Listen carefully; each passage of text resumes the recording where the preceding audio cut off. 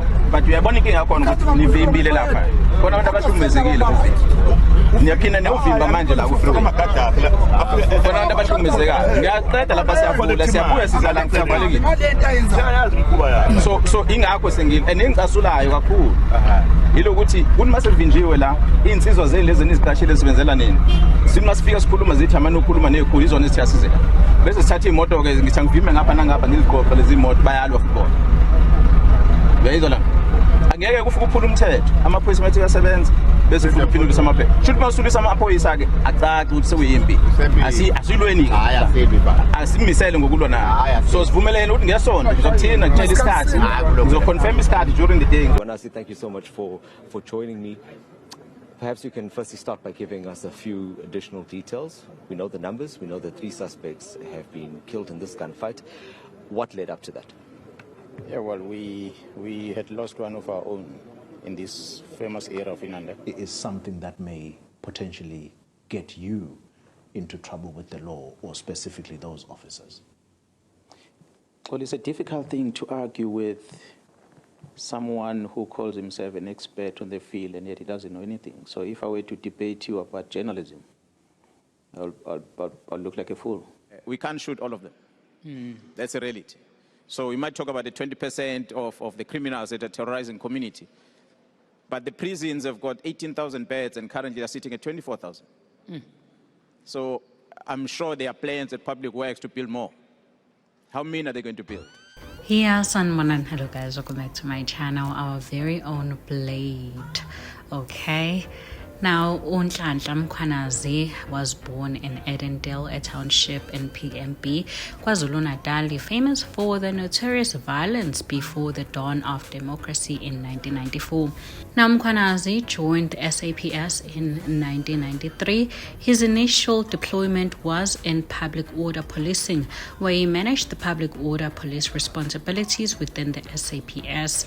Now, since then, he has been through all the levels and ranks and has successfully served different management positions within the police service. Now, Mkhwanazi holds a national diploma and a BA degree in policing. He has also been awarded certificates for qualifying the supervisor's role in counter-terrorism investigations from the USA, bomb disposal from the Republic of South Africa, and crisis response teams from the USA.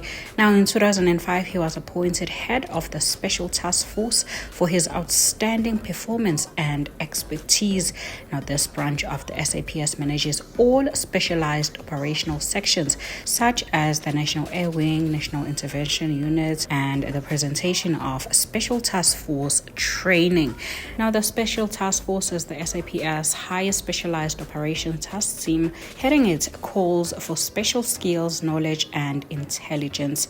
Now, in 2011, he was appointed by former President Jacob Zuma as acting National Police Commissioner. He replaced Ubheki, who was suspended and eventually fired for meddling in the 1.78 billion police headquarters lease deal. Now, in December 2018, Lieutenant General Mkhwanazi was appointed as the head of police in KwaZulu-Natal. In 2023, Mkhwanazi spoke out against police officers doing grocery shopping in full uniform. He called for the public to take pictures and report the man and woman in blue if they spotted them at shopping malls using state vehicles. Now, after suspending corrupt spy boss Richard Mdluli in 2012, he said, and I quote, "I want the police environment to have clean cops. If we want to fight crime, we must rid the SAPS of criminals and stay with clean cops."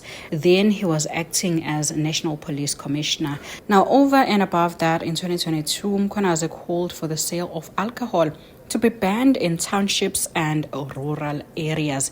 The sentiment came after 21 people were killed in separate tavern shootings in the province. Now, during the infamous July unrest in 2021, the looting, Mkhwanazi spoke out against politicians who wanted to interfere with police operations.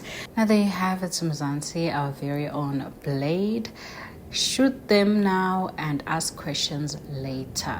A lot of people are singing his praises on social media.